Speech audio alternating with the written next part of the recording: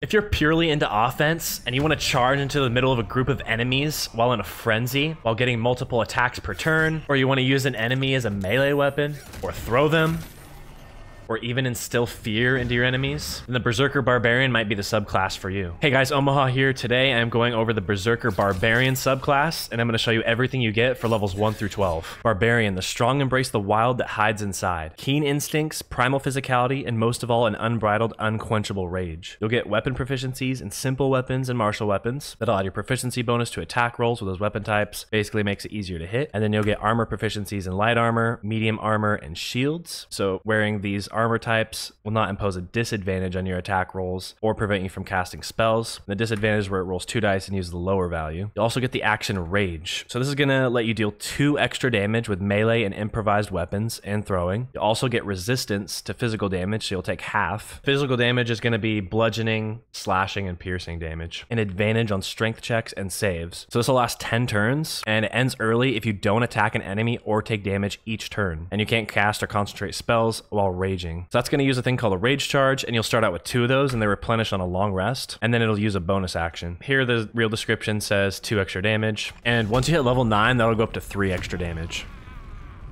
This normally does 4 to 7 damage.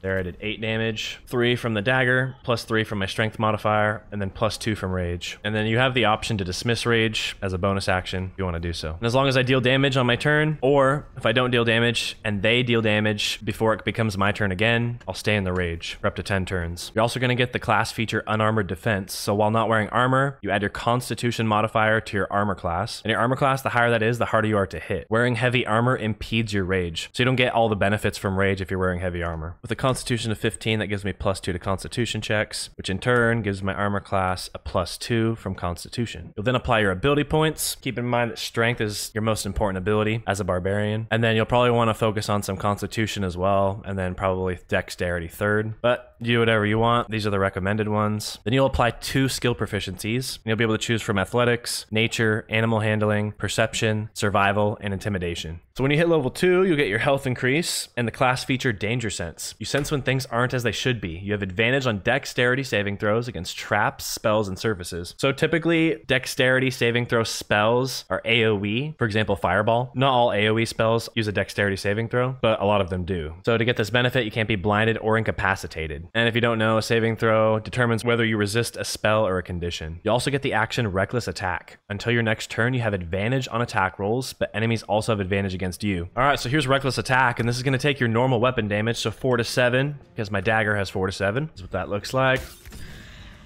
There I did 5 damage, and now I have Reckless Attack for 1 turn. Your Reckless Attack is also going to serve as a reaction if you want it to. Go to the reactions page under the spellbook and tick the ask box. And then when an opportunity attack comes up, you have the option to select it. All right, at level 3, that's where you're going to get your subclass. And for the video, I chose Berserker. Violence is both a means and an end. You follow a path of untrammeled fury, slick with blood, as you thrill in the chaos of battle, heedless of your own well-being. This is all-out offense. As a Berserker, you'll get the action Frenzy. So your rage will turn into a frenzy, you gain Frenzied Strike and Enraged Throw, and you can also make an improvised weapon attack as a bonus action. And everything else with Rage will still be the same. It's going to look just like Rage, basically.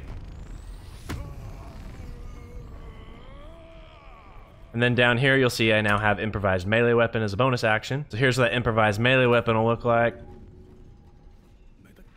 Pick up that guy and hit that guy. So I did 4 damage to this guy that I picked up and 12 damage to the guy I hit. And then I knocked the guy I picked up prone in the process. And then the 2 actions you get, Frenzied Strike is the first. As a bonus action, make a melee attack with your equipped weapon. It will cause a stack of Frenzied Strain on the Barbarian. So using Frenzied Strike is going to add a penalty to attack rolls every time. And that's going to keep stacking every time you use it until the end of your frenzy. So it's basically going to make it harder and harder to hit the more you keep using this ability. It's basically an attack as a bonus action. If you look at your main hand attack, it'll also say bonus actions. There's that. Then you can follow it up again with another attack. And then Enraged Throw, pick up an item or creature and throw it at a target, dealing additional damage and knocking it prone. Your strength affects how much weight you can throw. Heavier items deal more damage. The damage of thrown weapons is the same as the weapon's melee damage. So if I threw the dagger that has 4 to 7 damage, it would deal 4 to 7 damage. You can also deal additional damage based on your strength. And so when they're knocked prone, that'll last 1 turn, and this uses a bonus action as well. I can throw an enemy like this. Or here I could grab a barrel. The heavier the object, the more damage.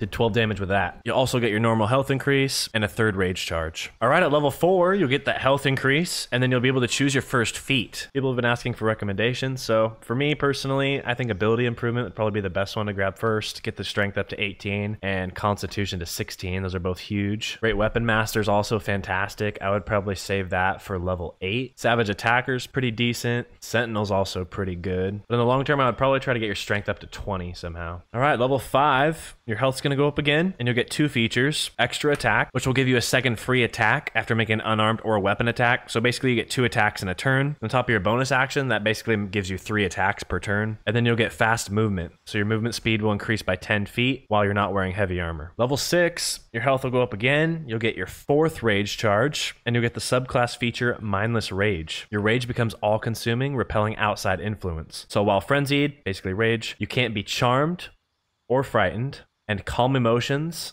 no longer ends your rage. Pretty straightforward. Level 7, your health's gonna go up yet again, and you'll get the class feature Feral Instinct. You have owned your instincts to the utmost degree. You gain a +3 bonus to initiative, and you can't be surprised. That's gonna help you move earlier on in the turn. So surprised will occur when a stealth enemy jumps out at you. So here I click the coffin, he comes out of nowhere, I'm surprised. He moves first on the turn, and since I'm surprised, when it's my turn, I lose that turn.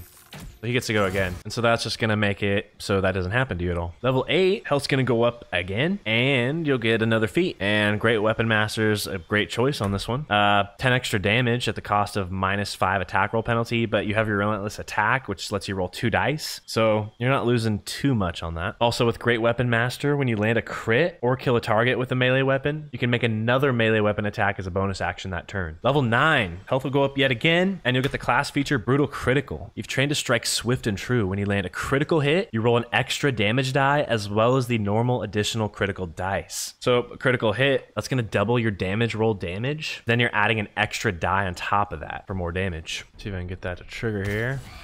Critical hit. So here I rolled a 7 damage. It rolled 2 4-sided die instead of 1 because of the critical. Got +3 from my strength modifier, +3 from rage, and +2 from the brutal critical. Level 10, you'll get the health increase. I swear I say those words more than anything else making these videos. And then you also get the action Intimidating Presence. Menace an enemy and instill a terrible fear within them. When they have fear, they're gonna have disadvantage on ability checks and attack rolls. They're gonna have a hard time hitting you, and they have to run away from you, and they can't take additional actions. So you can use Maintain Intimidating Presence to prolong the target's fear. So they'll have fear for 2 turns, then you can use that to extend it by 2 turns. If they resist this effect, it can't be targeted again until a long rest. All right, so here's Intimidating Presence. He's now got fear for 2 turns. I'll end my turn. And there you see he ran away. And then I can use this to extend the fear. So it brought it back up to 2 turns. Level 11, you're gonna get the health increase, and then you're gonna get the class feature Relentless Rage. Once per short rest, if you drop to 0 hit points while enraged or frenzied, you regain 1 hit point instead of being downed. So here, I've got 7 HP left. There I went down, and I got 1 HP and got back up. And then died right after. And finally, with level 12, you'll get that sweet health increase again, your 5th rage charge, and you'll select your 3rd and final feat. And yes, I selected a little bit weird ones, but just for recording this video, it makes it a little easier. All right, guys, and that's going to cover everything for the Berserker Barbarian subclass in Baldur's Gate 3. Have fun smashing everything. And while we're on the topic of smashing, smash the like button if you like this video, and the subscribe button if you want to see more content like this. Thank you guys so much for watching. We'll see you next time.